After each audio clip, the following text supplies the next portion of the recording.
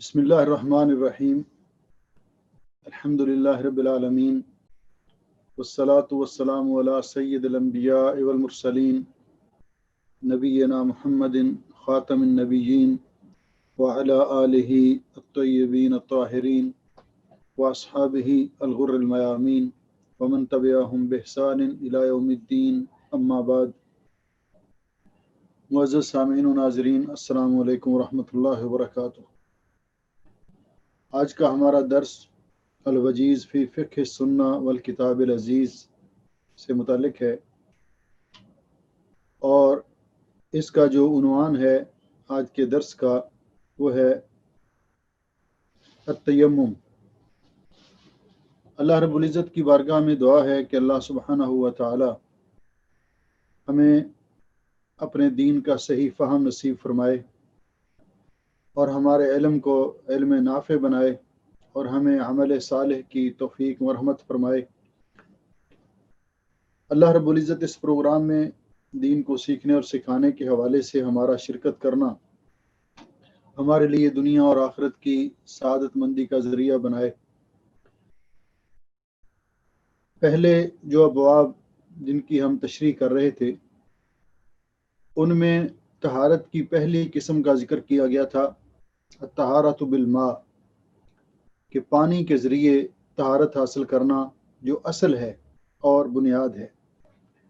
اور اس سلسلے میں ہم نے اس سے متعلقہ جتنے بھی عناوین تھے، قضاء حاجت کے آداب، نجاسات، پانی کے احکام، پھر نجاسات کو اگر نجاست کی کتنی قسمیں ہیں، اور اگر نجاست لگ جائے جسم کو یا بدن کو یا زمین کو تو اس کو کیسے پاک کیا جائے گا۔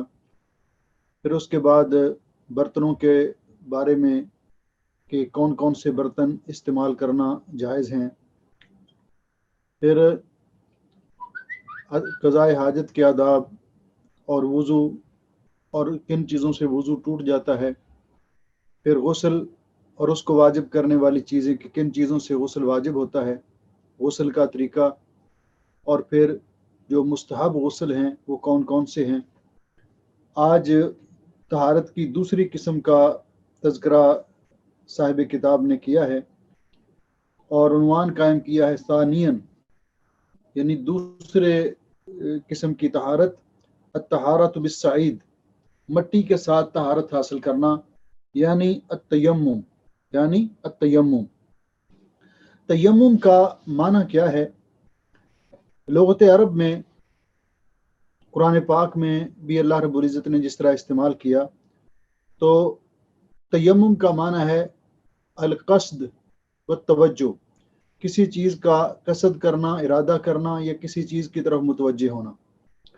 جیسا کہ عرب استعمال کرتے ہیں کہ تیمم تو فلانن ای قصد تو ہو، کہ میں نے فلاں کا ارادہ کیا، یعنی اس کے پاس جانے کا ارادہ کیا، تو اس کے لیے تیمم کا لفظ استعمال کرتے ہیں۔ اور اللہ رب العزت نے قرآن پاک میں فرمایا وَلَا تَيَمَّمُوا الْخَبِيثَ مِنْهُ تُنْفِقُونَ، اور تم ناکارہ اور بیکار چیزوں کو اللہ کی راہ میں خرچ کرنے کا ارادہ نہ کرو۔ تیمم کی اصطلاحی تعریف جو علماء نے کی ہے یہ تو لغوی تعریف ہے کہ تیمم کا معنی لغوی اعتبار سے قصد اور ارادہ ہے، اور اصطلاحی تعریف علماء نے اس کی ہے القصد الی الصعید ای وجہ الارض، کہ پاک صاف مٹی کا قصد کرنا، للتطہیر، اس سے طہارت حاصل کرنے کے ارادے سے، لاستباحۃ ما یبیحہ الوضوء والغسل، ان چیزوں کو جائز کرنے کے لیے جن کو وضو اور غسل جائز کرتا ہے، جن کے جو وضو اور غسل کے ذریعے جائز ہوتی ہیں۔ تو یہ تعریف کی علماء نے کہ القصد الی الصعید للتطہیر لاستباحۃ ما یبیحہ الوضوء والغسل، کہ پاک صاف مٹی کا قصد کرنا طہارت حاصل کرنے کی غرض سے، تاکہ وہ چیزیں جائز ہو جائیں جو وضو اور غسل کے ذریعے جائز ہوتی ہیں۔ تو یہ اس کی اصطلاحی تعریف ہے۔ تیمم کے مسائل ذکر کرنے سے پہلے हम इस बात का जिक्र करना मुनासिब समझेंगे कि ये तयम्मुम इस उम्मत पर अल्लाह रब्बुल इज़्ज़त का बहुत बड़ा इनाम और बहुत बड़ा एहसान है।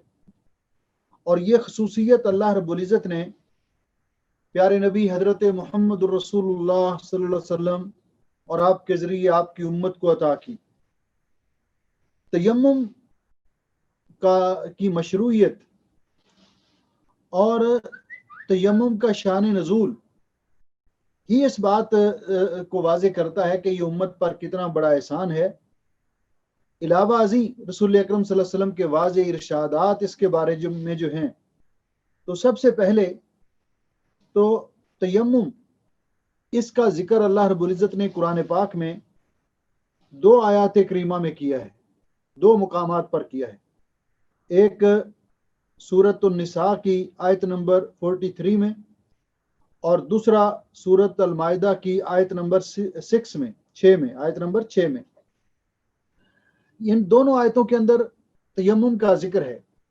उलमा के अंदर एक बहस है, फायदे के लिए जिक्र कर देता हूं कि कौन सी आयत तयम्मुम कहलाती है। बाज़ उलमा का ख्याल है कि सूरत अन्निसा की आयत तयम्मुम कहलाती है, यानी आयत नंबर 43।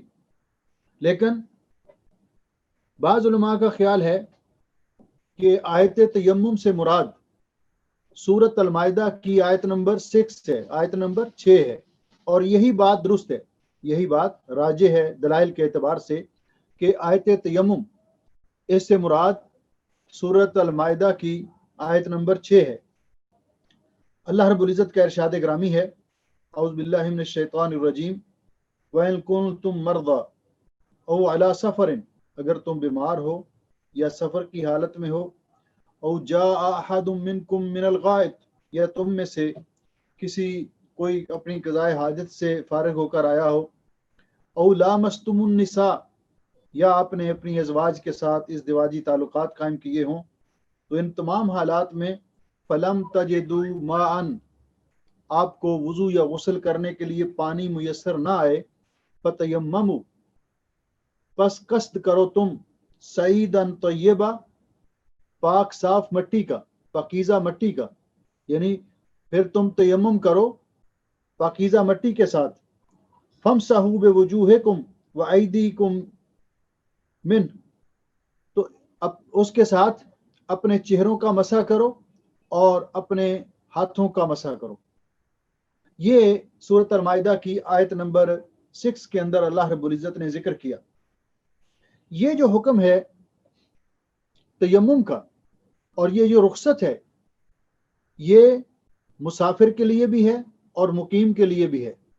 जब तयम्मुम के असबाब पाए जाएं कि जिनकी वजह से तयम्मुम को मुबाह करार दिया गया है, जायज़ करार दिया गया है, मशरू करार दिया गया है, तो ये असबाब जिसमें भी पाए जाएं, खा कोई मुसाफिर हो या मुकीम हो, मर्द हो या औरत हो, छोटा हो या बड़ा हो, सब के लिए ये हुक्म है।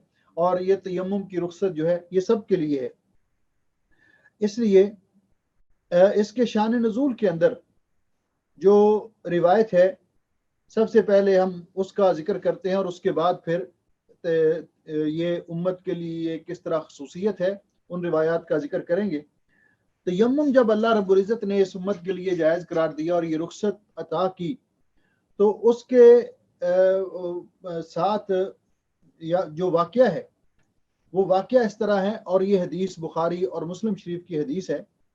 उम्मुल मोमिनीन सैयदा आयशा सिद्दीक़ा तय्यबा ताहिरा रज़ी अल्लाह तआला अन्हा बयान फरमाती हैं कि हम नबी पाक सल्लल्लाहु अलैहि वसल्लम के साथ एक सफ़र में थे।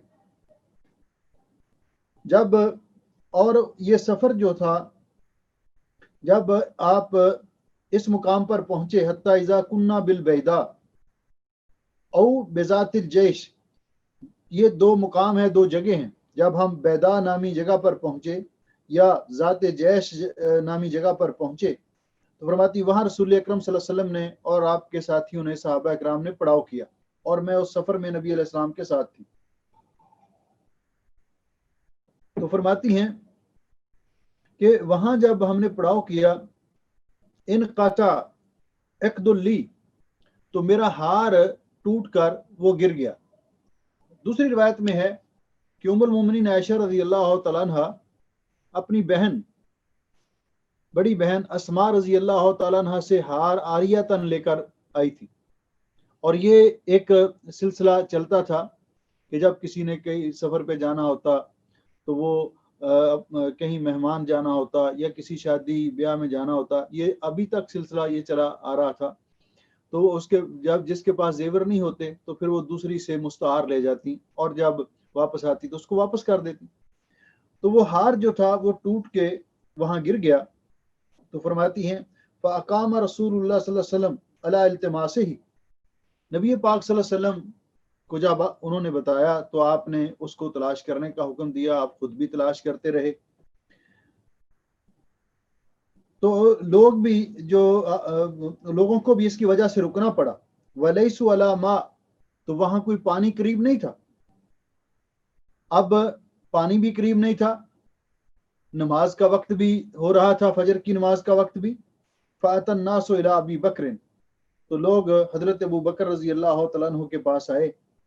فقالو، تو انہوں نے آ کر ان سے شکوہ کیا، الا ترى ما صنعت عائشہ، آپ دیکھ نہیں رہے کہ عائشہ رضی اللہ تعالیٰ عنہ نے ہمارے ساتھ کیا کیا ہے، یعنی ان کی وجہ سے ہمیں یہاں پہ رکنا پڑا ہے، اب نماز کا وقت ہو جائے گا تو یہاں وضو کرنے کے لیے پانی بھی نہیں ہوگا۔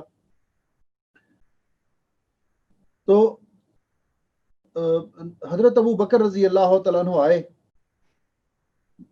اپنی بیٹی کو لوگوں کی یہ باتیں سن کر ان کے پاس آئے، کہ باپ تھے تو کیوں انہیں کہیں کہ آپ کی وجہ سے یہ ایسے ہوا ہے۔ تو جب وہاں پہنچے تو فرماتی ہیں فجاء ابو بکر ورسول اللہ صلی اللہ علیہ وسلم واضع رأسہ علی فخذی قد نام، تو نبی پاک صلی اللہ علیہ وسلم میری ران پہ اپنا سر مبارک رکھ کر آپ سو چکے تھے۔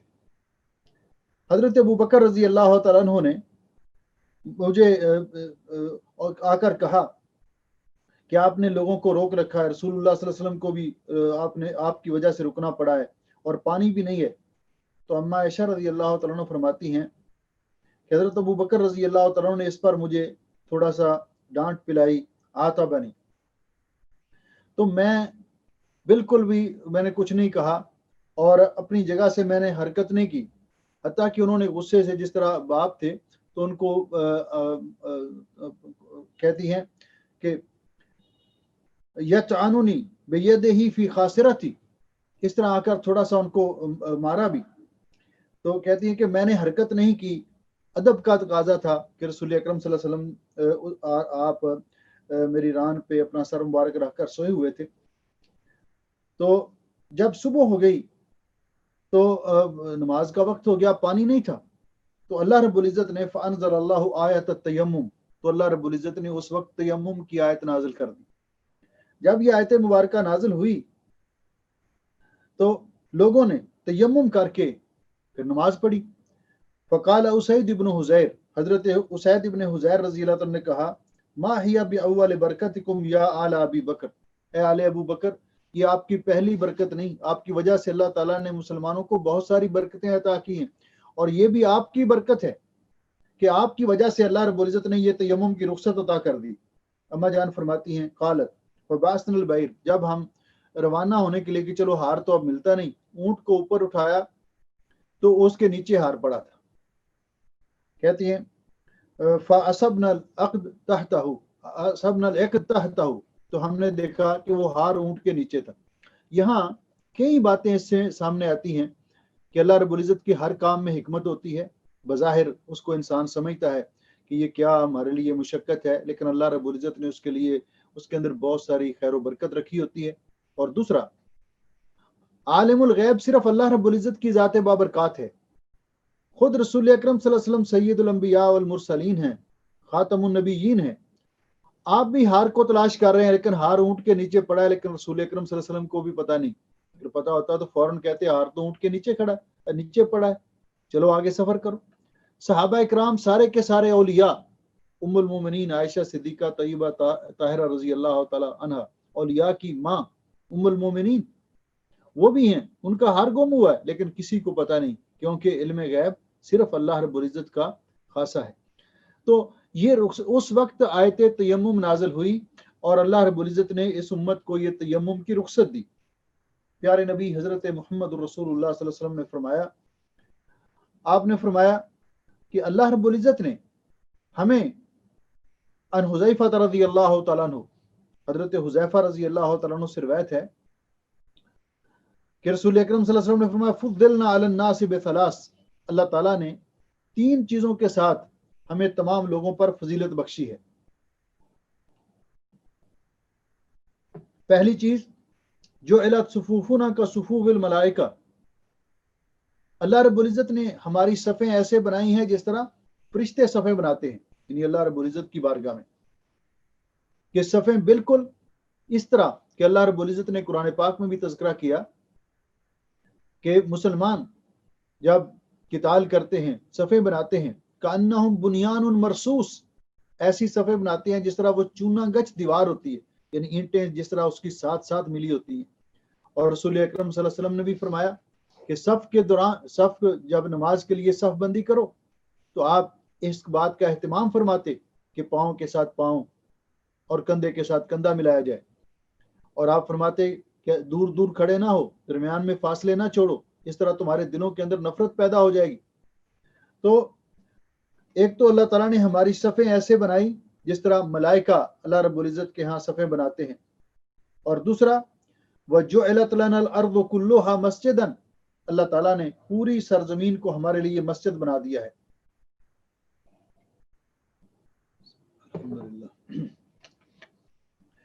तीसरी, यानी पहले लोगों को हुक्म था कि जब नमाज का वक्त होता वो लाजमी तौर पर वहां पहुंचते जहां मस्जिद थी और मस्जिद में जाकर नमाज अदा करते, लेकिन इस उम्मत को अल्लाह रब्बुल इज़्ज़त ने ये रुख्सत अता की और ये आसानी पैदा कर दी कि अगर आप किसी ऐसी जगह पर हैं जहां पे मस्जिद करीब नहीं है तो आप जहां भी पाक साफ ज़मीन को देखें वहां नमाज अदा कर लें, तो वही आपके लिए मस्जिद है।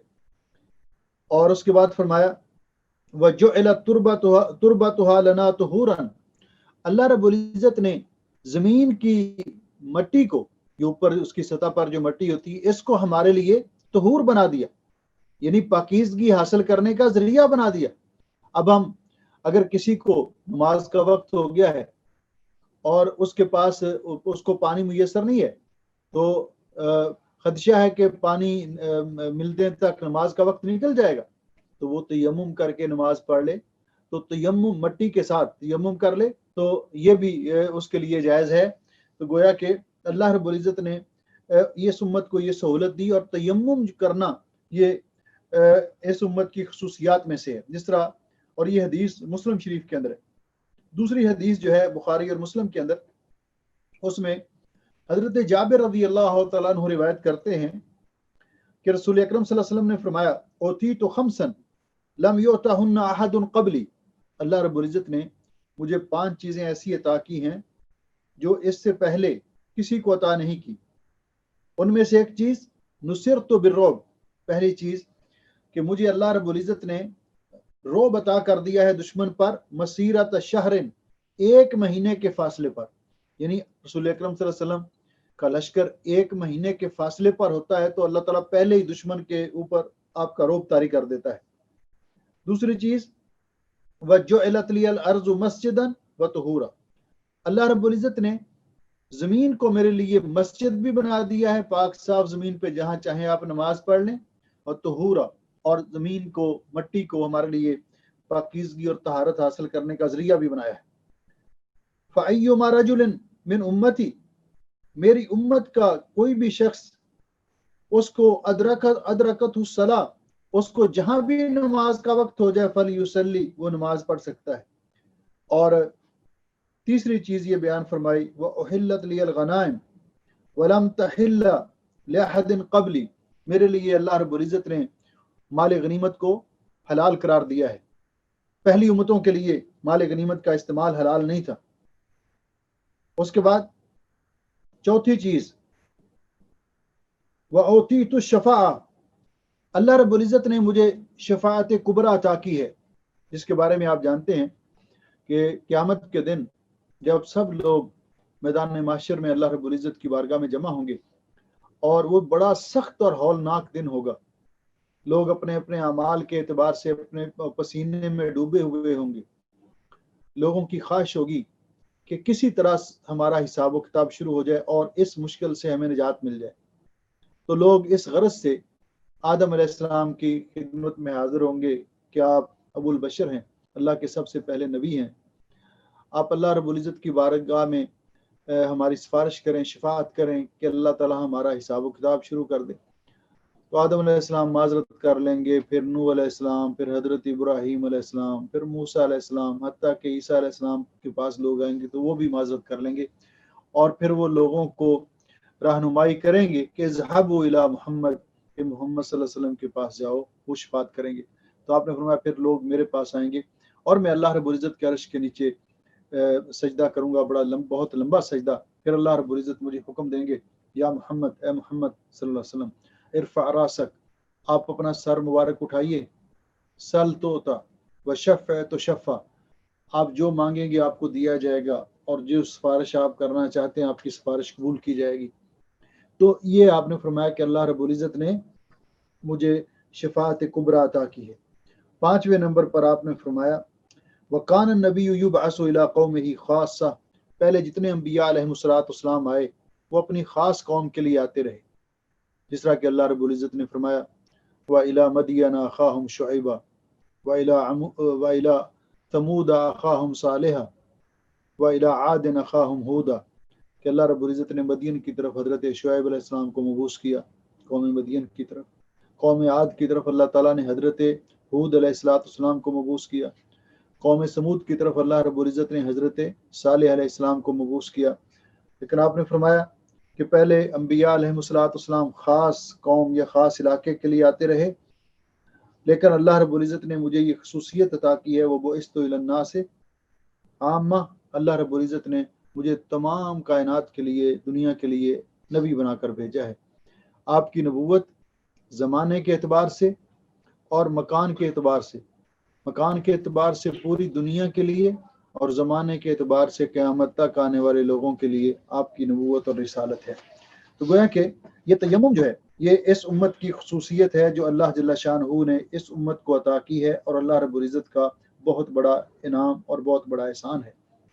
یہ تیمم یہ غسل اور وضو دونوں کا بدل ہے.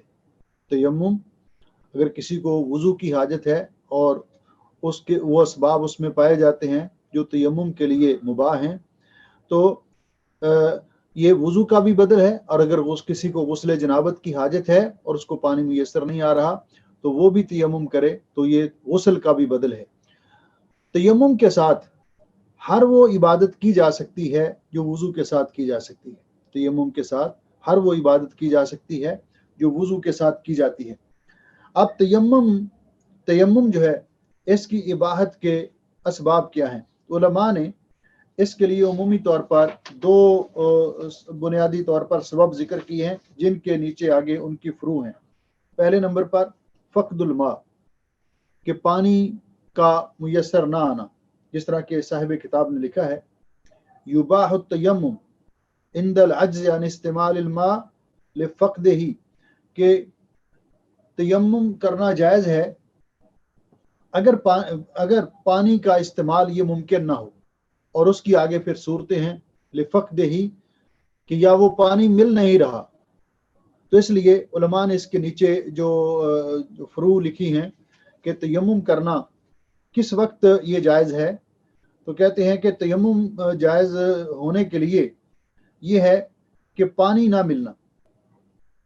پانی نہ ملنے کا مطلب کیا ہے؟ تو پانی نہ ملنے کا مطلب جو بیان کیا گیا اس کی کئی صورتیں علماء نے ذکر کی ہیں. علماء نے کہ تیمم جن کی وجہ سے ہوتا ہے. ایک تو یہ ہے کہ پانی موجود نہیں ہے. پانی موجود نہ کیا مطلب؟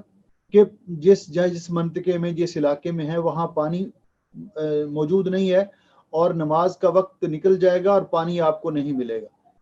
اس کا معنی یہ نہیں ہے کہ آپ کی بلڈنگ میں پانی ختم ہے تو آپ تیمم کر لیں، نہیں. اگر آپ کی بلڈنگ میں پانی ختم ہے تو دوسری بلڈنگ سے لیا جا سکتا ہے وضو کے لیے. مسجد میں جا کر آپ وضو کر لیں. تو یہ ایسی صورت ہے کہ پانی کو تلاش کرنے کے باوجود پانی میسر نہیں آیا اور خدشہ ہے کہ نماز کا وقت نکل جائے گا. تو یہ ہے کہ پانی کا نہ ملنا، پانی کا میسر نہ آنا. دوسرا، پانی تو ہے لیکن پانی تک پہنچنا مشکل ہے.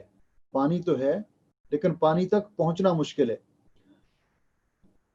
اس کا معنی یہ ہے کہ پانی تک پہنچنا کیسے مشکل ہے کہ آپ کسی کنویں پر گئے ہیں، سفر کر رہے ہیں، یا باہر آپ اپنے کھیتوں وغیرہ میں گئے ہیں، تو کنواں تو ہے، اس میں پانی تو موجود ہے لیکن پانی نکالنے کے لیے کوئی چیز نہیں ہے اور نماز کا وقت نکل جائے گا.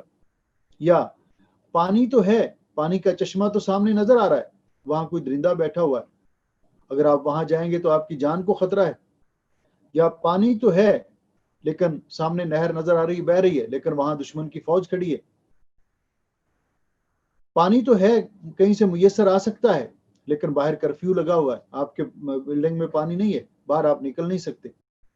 تو یہ ساری صورتیں کہ پانی نہ ملنے کی صورتیں، یا پانی تو ہے لیکن پانی تک رسائی ناممکن ہے، یا پانی تو ہے لیکن پانی کا استعمال انسان کی صحت کے لیے مضر ہے. مثال کے طور پر یہ مریض ہے، ڈاکٹروں نے منع کر دیا ہے کہ یہ پانی کے ساتھ وضو نہ کرے، پانی استعمال کرے گا تو اس کی بیماری بڑھ جائے گی.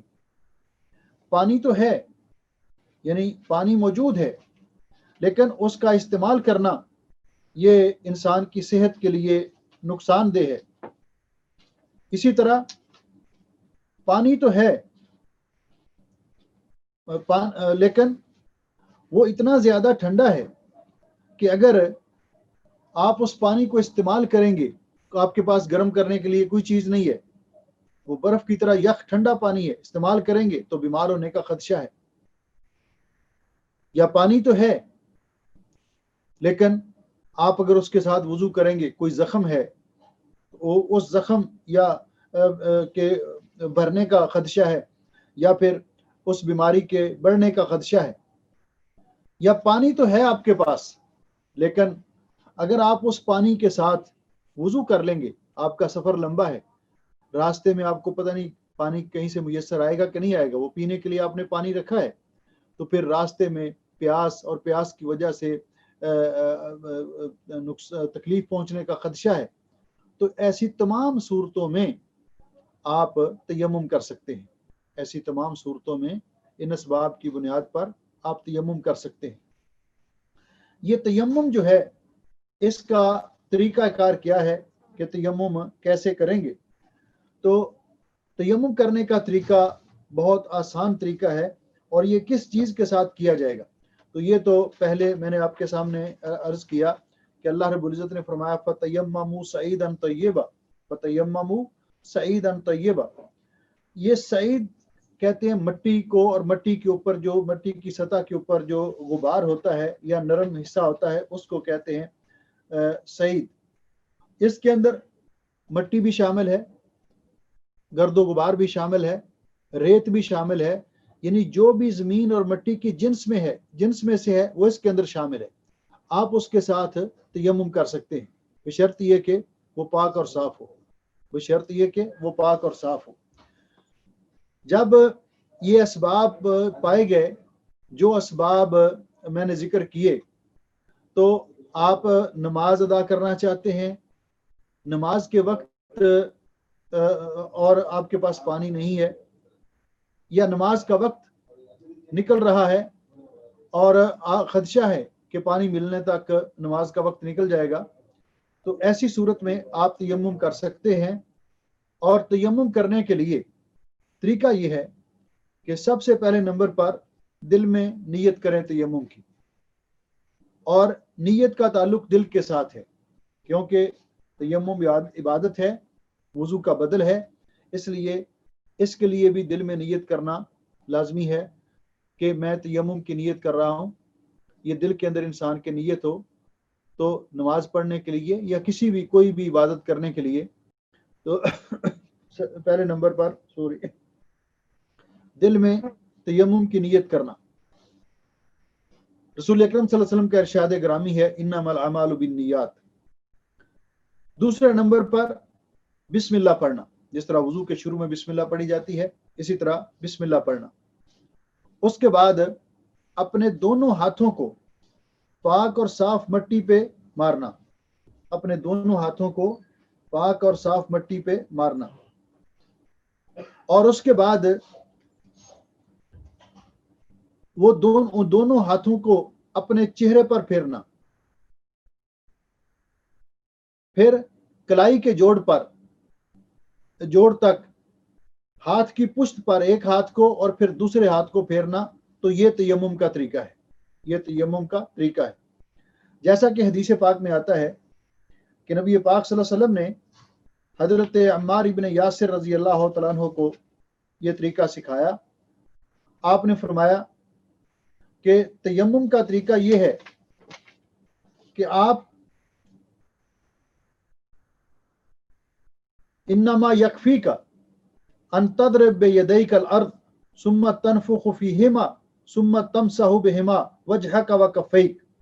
ये तरीका रसूल अकरम सल्लल्लाहु अलैहि वसल्लम ने हजरत अम्मार इब्न यासिर रजी अल्लाह तआला अन्हु को सिखाया कि आप अपने दोनों हाथों को पाक साफ मट्टी पे मारें, फिर उनको झाड़ लें, फिर उनमें फूंक मारें, फिर अपने चेहरे पर, और फिर बाएं हाथ से दाएं हाथ की पुष्ट पर कलाई के जोड़ तक, और फिर बाएं हाथ से दाएं हाथ की पुष्ट पर पहले, फिर दाएं हाथ से बाएं हाथ की पुष्ट पर ये तयम्मुम करना।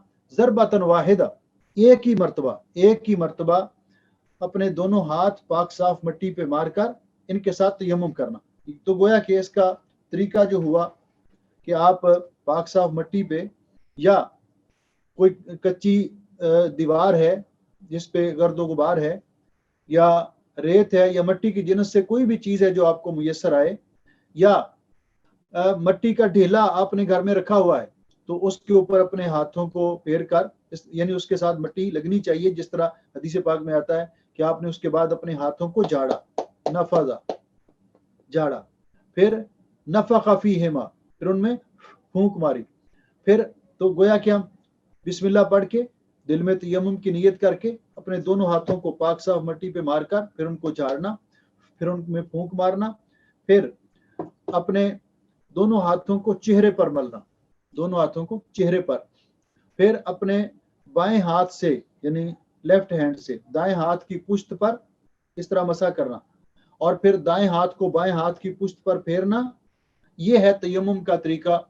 और इसके बाद वही दुआ पढ़ना जो वुजू के बाद पढ़ी जाती है, अशहदु अल्ला इलाहा इल्लल्लाह वहदहु ला शरीका लह व अशहदु अन्ना मुहम्मदन अब्दुहु व रसूलुहु अल्लाहुम्मा जअलनी मिनत तव्वाबीन व जअलनी मिनल मुततहिरीन।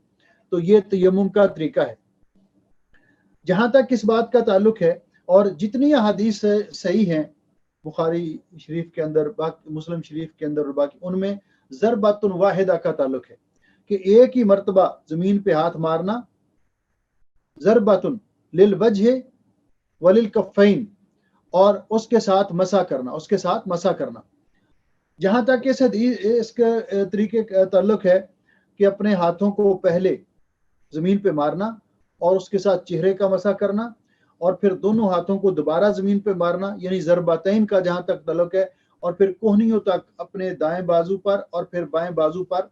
तो इस सिलसिले में जितनी रिवायात हैं, वो रिवायात कोई भी सही सनद के साथ रसूल अकरम सल्लल्लाहु अलैहि वसल्लम से साबित नहीं है। जिस तरह के बाज़ उलमा ने लिखा है, कुल्लु हदीसिन फीहि अन्न तयम्मुम यकूनु बिअक्सर मिन ज़रबा ज़ईफ़ुन।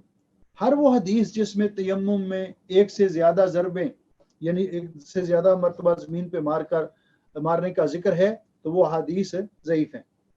हजरत अब्दुल्लाह इब्न उमर रजी अल्लाह तआला अन्हु की ये जो रिवायत है कि तयम्मुम ज़रबतानी, तयम्मुम दो दफा जमीन पर हाथों को मारना, दो ज़रबे जमीन पे लगाना, ज़रबतुल लिल वजह एक मर्तबा चेहरे के लिए, व ज़रबतुल लिल यदैन इलल मिरफ़क़ैन और एक मर्तबा हाथों पर को कोनियों समेत यानी इन पर हाथों को फेरना। तो इस रवायत के बारे में शेख अलबानी रहमहुल्लाह फरमाते हैं, ज़ईफ़ुन जिद्दन, ये बहुत सख्त ज़ईफ़ रवायत है, रसूल अकरम सल्लल्लाहु अलैहि वसल्लम से साबित नहीं है। लिहाजा सही तरीका ये है, एक ही मर्तबा نیت کر کے دل میں تیمم کی، بسم اللہ پڑھ کے اپنے دونوں ہاتھوں کو پاک صاف مٹی پہ مار کے اور ہاتھوں کو جھاڑنا، پھر پھونک مارنا اور پھر اپنے چہرے پر پھیر لینا ایک ہی مرتبہ، پھر بائیں ہاتھ سے دائیں ہاتھ کی پشت پر، پھر دائیں ہاتھ سے بائیں ہاتھ کی پشت پر مسح کرنا۔ تو یہ طریقہ ہے تیمم کرنے کا۔ بعض احادیث کے اندر پہلے ہاتھوں کا ذکر ہے اور پھر چہرے کا ذکر ہے، پہلے ہاتھوں کا ذکر ہے اور پھر چہرے کا ذکر ہے، لیکن قرآن پاک کے سیاق کے پیش نظر یہ طریقہ زیادہ راجح ہے کہ پہلے دونوں ہاتھوں کو زمین پہ مار کر اپنے چہرے پر ملا جائے اور پھر ہاتھوں پر مسح کیا جائے، جس طرح کہ اللہ رب العزت نے قرآن پاک میں بھی فرمایا۔ یہ قرآن پاک کی ظاہر کے بھی مطابق ہے، فَامْسَحُوا بِوُجُوهِكُمْ وَأَيْدِيكُمْ، یہاں پہلے وجوہ کا ذکر ہے، چہرے کا ذکر ہے، اور پھر ہاتھوں کا ذکر ہے، تو اس لیے پہلے چہرے پر دونوں ہاتھوں کو ملنا اور پھر بائیں ہاتھ سے دائیں ہاتھ کی پشت پر، پھر دائیں ہاتھ سے بائیں ہاتھ کی پشت پر، تو یہ طریقہ زیادہ اولا ہے تیمم کے لیے۔ تیمم کے ساتھ میں نے عرض کیا تھا کہ آپ جو عبادت بھی آپ وضو کے ساتھ کر سکتے ہیں وہ تیمم کے ساتھ کر سکتے ہیں۔ اب یہ ہے کہ تیمم کن چیزوں کے ساتھ ٹوٹ جاتا ہے، تو یہ بات ذہن میں رہے کہ تیمم ہر اس چیز کے ساتھ ٹوٹ جاتا ہے جس کے ساتھ وضو ٹوٹ جاتا ہے، پہلے نمبر پر، کہ نواقض وضو جو ہیں وہ نواقض تیمم بھی ہیں، نواقض وضو جو ہیں وہ نواقض تیمم بھی ہیں۔ اور ایک چیز ایکسٹرا ہے کہ جب پانی مل جائے گا تیمم باطل ہو جائے گا آٹومیٹکلی، جب پانی مل جائے گا۔ پانی مل جانے کا مطلب کیا کہ آپ نے سفر میں ہیں یا آپ نے پانی نہیں ملا، پہلے پانی میسر نہیں تھا اور آپ نے تیمم کر کے نماز پڑھ لی، ظہر کی نماز، اب وضو ٹوٹنے والا کوئی عارضہ آپ کو لاحق نہیں ہوا، تو نماز عصر کا ٹائم بھی ہو گیا اور ادھر پانی آ گیا، تو اب جو سابقہ تیمم ہے اس کے ساتھ آپ نماز عصر نہیں پڑھ سکتے، بلکہ اب آپ کے لیے لازمی طور پر وضو کرنا ہوگا۔ تو جب پانی مل جائے گا تو تیمم جو ہے وہ باطل ہو جائے گا، یا پھر وہ مریض جو پانی استعمال نہیں کر سکتا تھا اب پانی استعمال کرنے پر قادر ہے، اب پانی استعمال کرنے سے اس کو کوئی خدشہ نہیں ہے، تو اب اس کو لازمی طور پر وضو کر کے نماز ادا کرنی ہوگی اور وضو کرنا ہوگا۔ سوال یہ پیدا ہوتا ہے کہ ہم نے پانی بہت تلاش کیا لیکن نہیں ملا، یا سفر میں تھے، تیمم کر کے ہم نے نماز پڑھ لی اور ہم آگے گئے تو عصر کے وقت سے پہلے بھی ظہر کا وقت باقی ہے، تو ہمیں کسی سٹاپ پر، کسی محطے پر ہمیں پانی مل گیا، وہاں پانی تھا، تو کیا ہم نے جو پہلی نماز پڑھی ہے تیمم کر کے اس کو لوٹائیں گے؟ نہیں، اس کو لوٹائیں گے نہیں، وہ نماز جو ہے اب ہم نے جب جو پڑھی ہے وہ کافی ہے اس کے لیے، لیکن اگلی نماز جو ہے اس کے لیے ہمیں لازمی طور پر وضو کرنا ہوگا، اس کے لیے لازمی طور پر ہمیں وضو کر کے وہ نماز ادا کرنی ہوگی۔ تو یہ تیمم کے متعلقہ وہ چند مسائل تھے جو صاحب کتاب نے بیان کیے۔ اب یہ رسول اکرم صلی اللہ علیہ وسلم کا یہ ارشاد گرامی، یہ اس کی کوئی لیمٹ خاص نہیں ہے، اگر پانی جب تک نہیں انسان کو ملتا، قال رسول اللہ صلی اللہ علیہ وسلم، رسول اکرم صلی اللہ علیہ وسلم نے فرمایا، اور یہ حدیث صحیح حدیث ہے، آپ نے فرمایا ان السعید الطیب، بے شک پاکیزہ مٹی طہور المسلم وَإِن لَمْ يَجِدِ الْمَاءَ 10 سنین، یہ مسلمان کے لیے طہارت حاصل کرنے کا ذریعہ ہے، اگرچہ اس کو 10 سال تک پانی نہ ملے، اگرچہ اس کو 10 سال تک پانی نہ ملے۔ اسی طرح جس طرح یہ وضو کا بدل ہے، اسی طرح یہ غسل کا بھی بدل ہے، جس طرح کہ حدیث پاک میں آتا ہے، حضرت عمرو بن عاص رضی اللہ تعالیٰ عنہ کو جب نبی علیہ السلام نے امیر مقرر کیا غزوہ ذات سلاسل میں، تو بیان کرتے ہیں کہ مجھے رات کو احتلام ہو گیا اور سخت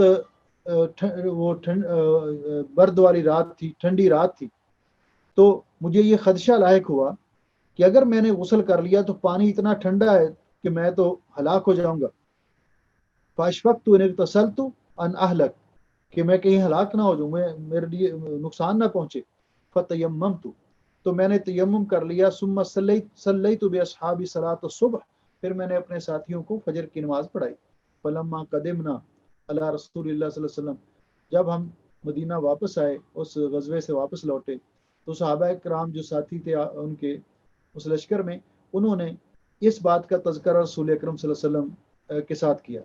تو نبی پاک صلی اللہ علیہ وسلم نے فرمایا یا عمر صلیت باصحابک وانت جنب، آپ نے صحابہ کرام کو، اپنے ساتھیوں کو نماز پڑھائی اس حال میں کہ آپ جنبی تھے؟ فقلت، تو میں نے عرض کیا کہ حضرت مجھے یہ اللہ تعالیٰ کا ارشاد یاد آیا، ولا تقتلوا انفسکم ان اللہ کان بکم رحیما، تو کہ اپنے آپ کو ہلاکت میں نہ ڈالو، اپنی جانوں کو قتل نہ کرو، بے شک اللہ تعالیٰ آپ کے ساتھ بہت مہربان ہے. تو فتیممت، تو میں نے اس آیت کے پیش نظر تیمم کر لیا، ثم صلیت، پھر میں نے نماز پڑھائی، فضحک رسول اللہ صلی اللہ علیہ وسلم، تو نبی پاک صلی اللہ علیہ وسلم مسکرائے، ولم یقل شیئا، تو آپ نے کچھ اور نہیں فرمایا. تو یہ معنی ہے کہ یہ آپ کی تقریر تھی، اس کو کہتے ہیں حدیث تقریری، کہ رسول اکرم صلی اللہ علیہ وسلم نے اس بات پہ ان کو برقرار رکھا کہ اگر کوئی ایسی صورتحال ہو، غسل جنابت کی حاجت ہے لیکن پانی اتنا ٹھنڈا ہے کہ استعمال کرنے سے جان کا خطرہ ہے اور گرم کرنے والی کوئی چیز بھی نہیں ہے، تو انسان تیمم کر سکتا ہے.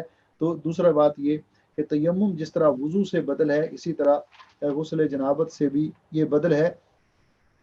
اور اس طرح میں پہلے ذکر کر چکا ہوں، تو صاحب کتاب نے ذکر کیا کہ الاصل فی التیمم، کہ تیمم کے اندر اصل یہ ہے کہ یہ وضو کے قائم مقام ہے، جس کو وضو کی حاجت ہے، اور غسل کے قائم مقام ہے جس کو غسل کی حاجت ہے.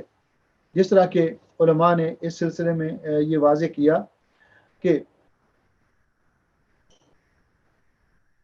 والتیمم مع العذر المسوغ له حکم الوضوء لمن كان لم يكن جنبا وحکم الغسل لمن كان جنبا، کہ وہ آدمی جس کو وضو کی حاجت ہے تو اس کے لیے تیمم، اگر اس کے اندر وہ اسباب پائے جاتے ہیں جن کو ایسے تیمم کرنا جائز ہے، تو تیمم وضو کے قائم مقام ہے.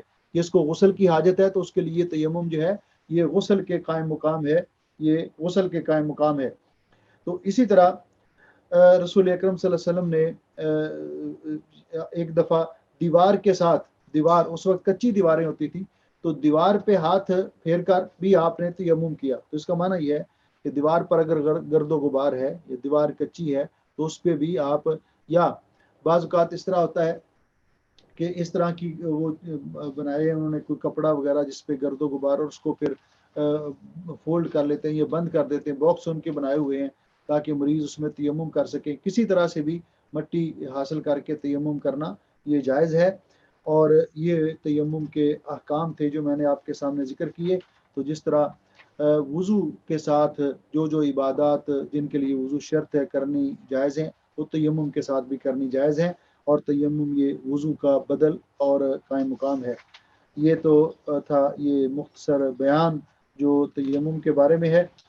اور اس سلسلے میں آپ دیکھیے کہ رسول اکرم صلی اللہ علیہ وسلم نے جب کسی کو کسی مسئلے کا علم نہیں ہوتا تو حضرت ابو سعید خدری رضی اللہ تعالیٰ عنہ بیان کرتے ہیں کہ دو آدمی سفر پہ نکلے تو نماز کا وقت ہو گیا اور ان کے پاس ولیس معہما ماء، ان کے پاس پانی نہیں تھا. فتیمما صعیدا طیبا، تو انہوں نے پاک صاحب مٹی سے تیمم کیا. فصلیا، تو انہوں نے دونوں نے نماز پڑھ لی. ثم وجد الماء فی الوقت، پھر نماز کا وقت ابھی موجود تھا تو پانی مل گیا. ان میں سے ایک نے تو وضو کر کے نماز لٹائی، لیکن دوسرے نے نماز لٹائی نہیں. اس نے کہا کہ پہلی نماز جو پڑھی میں نے ٹھیک ہے. جب نبی پاک صلی اللہ علیہ وسلم کے سامنے یہ واقعہ ذکر کیا گیا تو آپ نے اس آدمی کو کہا جس نے نماز نہیں لٹائی تھی، اصبت السنہ واجزکت اجزات کا صلاتک، آپ نے سنت پر عمل کیا اور آپ کی نماز آپ کے لیے کافی ہے. اور جس نے وضو کر کے نماز لٹائی تھی تو اس کو آپ نے فرمایا لکل اجر مرتین، تجھے دوہرا اجر ملے گا، یعنی پہلی نماز کا بھی اور دوسری نماز کا پڑھنے کا بھی اجر ملے گا. وہ اس کا معنی یہ ہے کہ نماز لوٹانا جو ہے یہ اس کی ضرورت نہیں ہے. اگر یہ ضرورت ہوتی تو نبی پاک صلی اللہ علیہ وسلم اس کو یہ نہ کہتے کہ اصبت السنہ، کہ تو نے سنت پر عمل کیا ہے. وہ ہے کہ اگر تیمم کر کے آپ نے نماز پڑھ لی اور نماز کا وقت ابھی باقی ہے اور پانی مل گیا تو اس نماز کو دوبارہ لوٹانے کی ضرورت نہیں ہے. اللہ رب العزت ہمیں عمل کی توفیق بخشے. اب کسی بہن بھائی کا سوال ہو تو آپ کر سکتے ہیں اس موضوع کے حوالے سے. پاؤں پہ جو تیمم کے دوران مسا یہ غلط فہمی ہے لوگوں کی.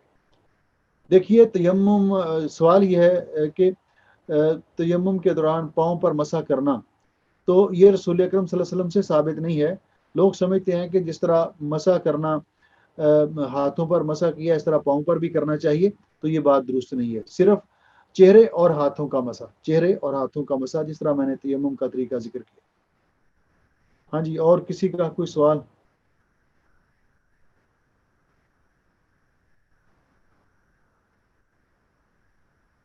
ہاں جی، مائک سب کے انمیوٹ کر دیں.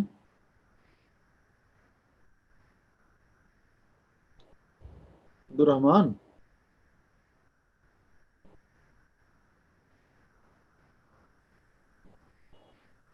کوئی آواز نہیں کسی طرف سے. جی السلام علیکم. وعلیکم السلام ورحمۃ اللہ جی مشتاق صاحب. جو کبھی کبھی یہ اتفاق ہوتا ہے کہ گاڑی میں سفر کر رہے ہوتے ہیں ناروال سے لاہور کے لیے 2-3 گھنٹے کا سفر ہوتا ہے، تو وہ پانی نہیں ہوتا اس میں، وہ جو بنائی ہوتے ہیں ٹوائلٹ وائلٹ ادھر ادھر، تو اس میں پھر وہاں سے مٹی کہاں سے ملے گی؟ کیا کریں تو وہاں پہ تیمم؟ دیکھو ایسی صورتحال کے اندر آپ کے لیے جہاں پانی وہاں نہیں ملتا تو آگے جو ہے آپ کو پانی ملنے کا امکان ہے. تو ایسی صورت میں یا تو یہ طریقہ اختیار کر لیں کہ 2 نمازوں کو جمع کر لیں. کہ سفر کے اندر آپ کو پتا ہے کہ اگلی نماز تک وقت نکل جائے گا، تو 2 نمازوں کو جمع کر لیں. یا پھر اگر آپ کو معلوم ہے کہ تو آپ گھر سے وضو کر کے چلے جائیں. تو جو بھی طریقہ جو ہے اختیار کر لیں. اور اگر پانی نہیں ہے وہاں تو اگر مٹی کے ڈھیلے یا ٹیشو وغیرہ بھی مل جائے تو اس کے ساتھ بھی آپ استنجا کر سکتے ہیں. نہیں، بات تو یہ ہو رہی ہے کہ وہ جو مٹی کے اوپر ہاتھ مارنا ہے وہ کہاں سے ماریں گے؟ وہ نہیں ٹھیک ہے. دیکھیں یہ جو ہے نا، یہ ایک فرضی سوال ہے. ویسے آج کل کے دور میں ایسا ہے نہیں ہے. اگر ایک نہیں جگہ نہیں، پہ ہمارے آپ کو ساتھ نہیں ملا، پیش آتا ہے، ہمارے ساتھ تو یہ مسئلہ پیش آتا ہے، وہ گاڑی میں ہوتا ہی نہیں ہے پانی، اور اتنا لوگ ٹھنسے کون ہوتے سی ہیں اس کے گاڑی، اندر، نہیں کون سی سکتے. گاڑی؟ ناروا سے اور گاڑی جاتی ہے اس میں اتنی اوپر، گاڑی کے اوپر لوگ بیٹھے ہوتے ہیں. ایک دفعہ آپ اندر گھس گئے تو آپ نکل ہی نہیں سکتے باہر کے کسی اسٹیشن پہ بھی. 2-4 منٹ کے لیے کھڑی ہو تو وہاں آپ، ایسی صورت میں پھر نماز جمع کر لیں. تو مقصد یہ ہے کہ اگر میں گھر میں جا کے فرض کیا مگر میری نہیں ہو سکی، میں گھر میں جا کے شاہ کے ساتھ اس کو پڑھ سکتا ہوں اور وہ ادا ہو. یہی تو جمع کرنے کا مطلب ہے کہ یہی رخصت دی ہے اللہ تعالیٰ نے ہمیں. اور نبی پاک صلی نہیں، اللہ میں علیہ وسلم اگر سفر میں پہنچ رہا ہوں نماز. تو ابھی عشاء کی جو نماز ہے وہ ہونے والی ہے، ہاں تو جی، میں پہلے مغرب جو ہے ادا کر لوں پہلے آپ اور مغرب پڑھیں گے پھر عشاء پڑھیں گے. پھر عشاء پڑھیں. ٹھیک ہے، ہاں جی، وہ لیکن ادا ہی ہوگی نا، قضا تو نہیں ہوگی نا. اگر ایسی صورت ہے کہ عشاء کی جماعت کھڑی ہے، ٹھیک ہے، جی جی ہاں جی. تو پھر کیونکہ آپ کی مغرب تو قضا ہو چکی ہے، پھر آپ پہلے عشاء پڑھ لیں اور بعد میں مغرب پڑھ لیں. نہیں تو پھر فائدہ کہ آپ کہہ رہے ہیں دونوں نمازیں اکٹھی پڑھ لیں، تو پھر قضا ہو گئی، تو پھر تو بھائی صاحب ہر چیز آپ کی منشا کے مطابق تو نہیں ہوگی. شریعت کا بھی ایک دستور ہے. آپ کو جب اختیار دیا گیا کہ آپ نماز جمع کر لیں، تو آپ جماعت کے ساتھ مسجد میں پہنچے ہیں تو آپ مسجد کے ساتھ وہاں نہ پڑھیں نماز، بعد میں پڑھ لیں. ٹھیک. ہاں یہ ہے کہ گھر میں پڑھ لیں. نہیں گھر میں نہ ٹھیک ہے پڑھ جی. لیں، مسجد میں پڑھ لیں، لیکن یہ آپ کی مجبوری کی شکل ہے. آپ کو ثواب پورا ملے گا، ثواب آپ کو جی پورا ملے گا. آپ مسجد میں ٹھیک جائیں اور عشاء کی نماز جماعت کے ساتھ پڑھ لیں، بعد میں مغرب پڑھ لیں. کیونکہ ٹھیک آپ نے یہ آمدن نہیں کیا، اختیاری طور پہ نہیں کیا، مجبوراً کیا آپ نے. ٹھیک ہے ٹھیک. ہاں جی، ہاں جی، اور کسی کا کوئی سوال؟ نہیں، مجھے یہ بات بہت پسند آئی ہے کہ کوئی کپڑا جو ہے نا اس کو مٹی کے ساتھ کر کے تو گھر کے اندر بھی ہے کسی سفر میں جانا جو تو اپنے آدمی اپنے پاس رکھے، تو یہ بڑی بہترین شکل ہے اس کی. جی ٹھیک ہے. الحمدللہ یہ بڑی پہلی دفعہ یہ بات پتہ چلی ہے. یہ اچھا طریقہ ہے. جزاک میں نے اللہ. میں نے ہاسپٹل میں یہاں ایک دفعہ دیکھا تھا یہاں کویت میں کہ انہوں نے ایک چھوٹا سا باکس بنایا ہوا ہے. جی وہ ایک تو اس کے اندر ایک کپڑا رکھا ہوا ہے جس کے نیچے مٹی ہے، تو جی مریضوں کے لیے تو وہ صحیح صحیح. اس میں کوئی ادھر ادھر نہیں کہ مٹی بھی ادھر ادھر پھیلے گی، ایسے بھی نہیں ہے جس طرح یہ جی وہ گترے وغیرہ کا چھوٹا سا باکس بنا ہوتا ہے نا، اس طرح جی کا جی انہوں نے بنایا. تو اس کپڑے کے اوپر گرد و غبار ہے، اس پہ ہاتھ جی مارتے ہیں تو مٹی ہاتھوں کو لگتی ہے. ہاں جی، جی جی تو یہ صحیح. انہوں نے مریضوں کے لیے بنایا تھا. ایک دفعہ میں نے ہاسپٹل میں دیکھا تھا تو وہ جی جی بڑا بہت اچھا اچھا. تھا. ہاں جی، جی جی بہترین ہے. جزاک اللہ بارک خیر. اللہ فیکم جی. اللہ تعالیٰ جزائے خیر دے. اللہ تعالیٰ ہم سب کی دنیا اور آخرت بہتر بنائے. السلام علیکم ہاں ورحمۃ اللہ وبرکاتہ. وعلیکم السلام ورحمۃ اللہ.